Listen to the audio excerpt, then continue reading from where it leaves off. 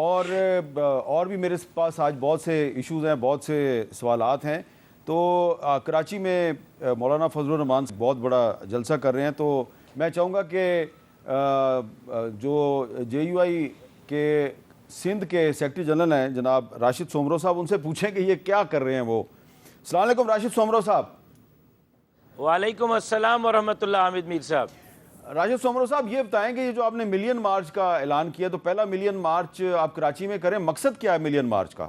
دیکھیں حامد میر صاحب, آپ نے مولانا فضل الرحمان صاحب کی 2 دن قبل پارلیمنٹ میں تفصیلی گفتگو سن لی تھی. وہی گفتگو اس ملین مارچ کا مقصد ہے کہ 8 فروری 2024 کو ملک میں ہونے والے انتخابات ہم سمجھتے ہیں کہ صاف اور شفاف نہیں, بلکہ پاکستان کے تاریخ میں ہمیشہ آئین کے ساتھ, جمہوریت کے ساتھ کھلواڑ کیا گیا ہے اور عوامی مینڈیٹ چوری کیا گیا ہے اور منظور نظر لوگوں کے اسمبلیاں حوالے کی گئی ہیں. آج جو سب سے بڑا ایجنڈا ہے, ہم آج عوامی اسمبلی لگا رہے ہیں. ہم عوام میں آ گئے ہیں اور ملین مارچ ضرور ہوگا, لیکن یہ عوامی اسمبلی ہے. اب ہم نے ایوان نہیں میدان میں فیصلے کرنے کا فیصلہ کیا ہے, اور آج عوام کے سامنے ہم اپنی اسمبلی لگائیں گے اور اپنا مدعا عوام کے سامنے پیش کریں گے. سومرو صاحب, یہ بتائیں کہ میدان جو لگایا آپ نے, پہلے کراچی میں لگایا, اگلا میدان 9 مئی کو آپ پشاور میں لگائیں گے, تو کس سے لڑائی کس کے ساتھ ہے آپ کی؟ وفاقی حکومت کے ساتھ ہے, یا خیبر پختونخوا کی صوبائی حکومت کے خلاف ہے, یا سندھ کی صوبائی حکومت کے خلاف ہے؟ ہم کراچی اور پشاور میں صرف ملین مارچ نہیں کر رہے, ہم پورے پاکستان میں کریں گے, چھوٹے بڑے شہروں میں کریں گے, ہر ڈسٹرکٹ ہیڈ کوارٹرز اور ڈویژنل ہیڈ کوارٹرز میں جائیں گے. اچھا, آپ بھی کہہ رہے ہیں الیکشن میں دھاندلی ہوئی, تحریک انصاف بھی کہتی ہے الیکشن میں دھاندلی ہوئی, جلسے آپ علیحدہ کر رہے ہیں, تو فائدہ تو حکومت کو ہے.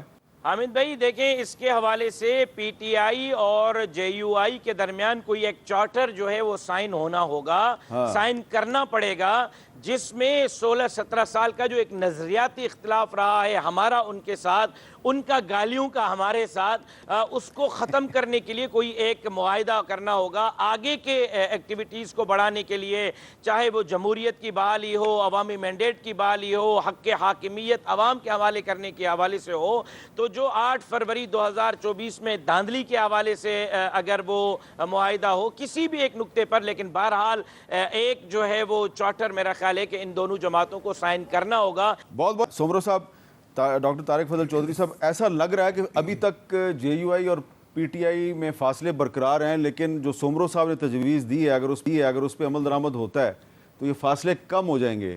آپ کے فاصلے کم نہیں ہو رہے مولانا فضل الرحمان کے ساتھ؟ کل ایک پروگرام میں زین قریشی اور مولانا حمداللہ صاحب تھے, اور انہوں نے یہ کہا جی کہ ہمارا یہ احتجاج جو ہے JUI کا یہ 5 سال جاری رہے گا. تو اس سے میں نے ان کا شکریہ ادا کیا کہ ایک تو آپ نے اس بات کی ضمانت دی کہ حکومت جو ہے وہ اگلے 5 سال انشاءاللہ چلے گی, اور آپ کے بھی ذہن میں بھی یہی بات ہے. باقی JUI اور ان کے تمام لیڈرز ہمارے لیے بڑے قابل احترام ہیں. ان کا یہ ایک بالکل آئینی حق ہے کہ وہ اپنا احتجاج کریں, پاکستان تحریک انصاف ان کا آئینی حق ہے. لیکن اس سلسلے میں جو ملین مارچ ہیں, یا جو اسلام آباد کے حوالے سے یہ گفتگو کی گئی کہ جناب اسلام آباد میں ہم چڑھائی کریں گے اور اسلام آباد کو بند کریں گے, اس پہ قبضہ کریں گے, وہ چاہے اسلام آباد ہو, چاہے کراچی ہو, چاہے پشاور ہو. میں ایک بات ابھی پچھلی گفتگو میں ایک لفظ استعمال ہوا, آئینی حقوق. دیکھیں, احتجاج ان کا آئینی حق ہے. اسلام آباد, پشاور, کراچی کے رہائشیوں کے اپنے آئینی حقوق ہیں کہ وہ معمولات کی زندگی اپنی مرضی سے گزار سکیں. تو آپ آئینی حق احتجاج کا استعمال کر کے ہمیں اپنے آئینی حق سے محروم نہیں کر سکتے. تو آپ اپنا آئینی حق رکھیں, لیکن لوگوں کی معمولات زندگی کو ڈسٹرب نہ کریں, اور ضرور احتجاج کریں, ملین مارچ کریں, جلسے کریں, جو مرضی کریں. زین قریشی صاحب, کیا یہ پاسبل ہے کہ JUI اور PTI کے رہنماؤں پر مشتمل ایک کمیٹی بن جائے اور وہ کوئی آپس میں طے کریں کہ بھئی ہمارے کیا کن نکات پر ہم ایک دوسرے کے ساتھ تعاون کر سکتے ہیں؟ پاسبل ہے؟ میر صاحب, سب سے پہلے تو میں خوشی کا اظہار کروں گا کہ JUI کو کراچی میں جلسہ کرنے کی اجازت ملی ہے. نہیں, اجازت نہیں ملی ہے, اجازت نہیں ملی, زبردستی کر رہے ہیں. چلے اس پہ آ جاتے ہیں کہ وہ زبردستی جلسہ کر رہے ہیں اور ان کے اوپر کوئی کریک ڈاؤن نہیں ہوا, ان کے اوپر کوئی فرشتے نہیں ٹپک پڑے, ان کے اوپر کوئی ایلیٹ فورس کے ڈالے نہیں ہے, ریڈیں نہیں پڑی.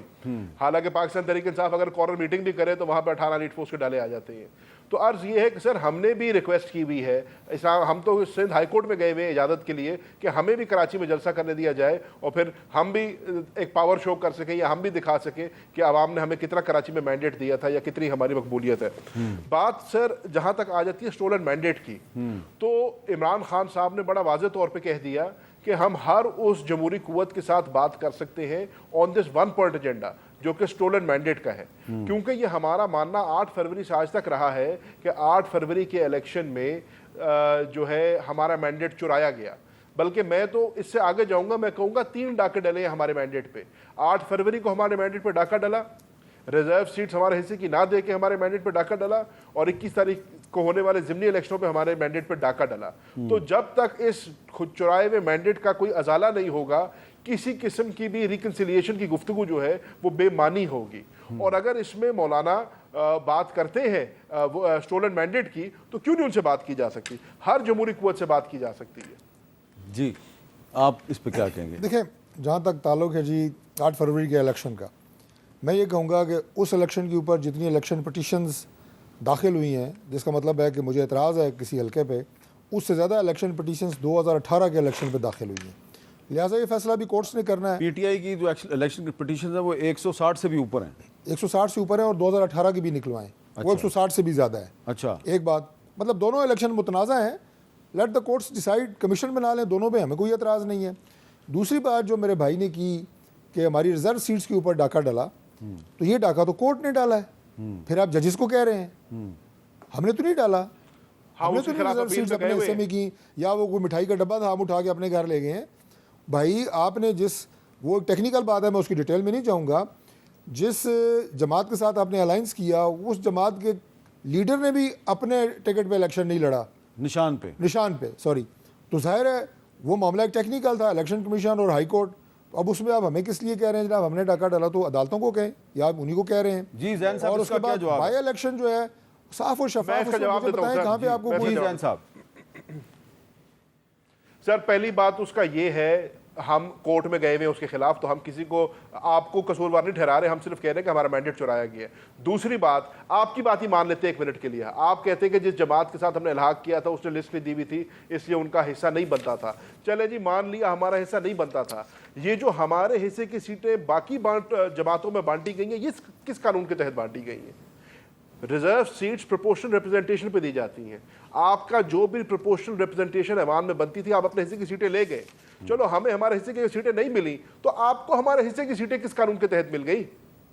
دیکھیں اگین عدالت کا فیصلہ ہے نا، یا تو کہیں کہ ایوان کو آپ نے نامکمل چلانا ہے، اب یہ فیصلہ دیکھیں آپ کہتے ہیں، میں مثال دے دیتا ہوں، اب کانسٹیٹیوشن کی بات ہوتی ہے، کئی جگہ آپ کہتے ہیں جی یہاں پہ آئین خاموش ہے، آئین خاموش کا مطلب یہ ہے کہ یہ سچویشن تو کبھی بھی پارلیمنٹ میں پیدا نہیں ہوئی کہ جناب جو آپ نے سچویشن پیدا کر دی ہے، اب یہ فیصلہ الیکشن کمیشن اور کورٹس کا ہے۔ سر معذرت کے ساتھ سینیٹ آف پاکستان تو نامکمل آپ نے چلا لی، سینیٹ آف پاکستان میں تو آپ نے نہیں چل رہی ہے، وہ کہاں چل رہی ہے، وہ مکمل ہوگی کرا لیا۔ اچھا اب سر نامکمل سینٹ کے اندر آپ نے چیئرمین سینٹ الیکٹ کرا لیا ہے، صدر الیکٹ کرا لیا ہے، اور آپ کیا بچے کی جان لیں گے اور کیا کریں گے؟